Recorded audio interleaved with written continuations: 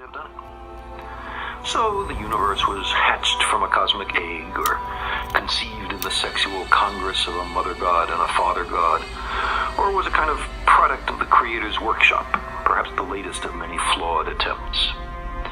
And the universe was not much bigger than we see, and not much older than our written or oral records, and nowhere very different from places that we know.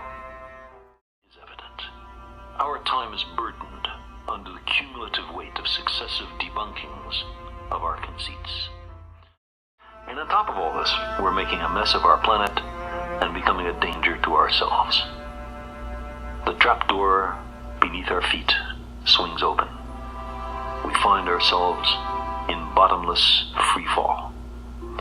We are lost in a great darkness, and there's no one to send out a search party. Given so harsh a reality, of course we're tempted to shut our eyes and pretend that we're safe and snug at home, that the fall is only a bad dream.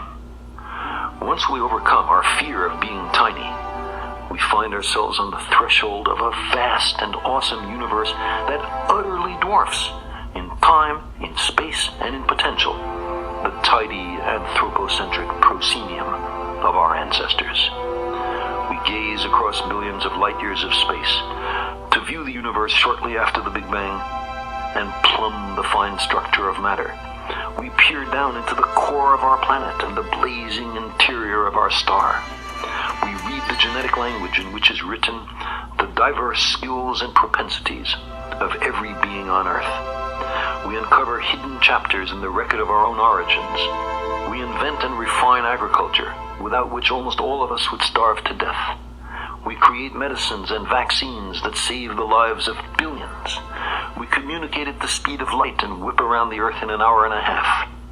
We have sent dozens of ships to more than 70 worlds and 4 spacecraft to the stars. To our ancestors, there was much in nature to be afraid of. Lightning, storms, earthquakes, volcanoes, plagues, drought. We've been placed in a garden custom-made for us. Its other occupants put there for us to use as we saw fit.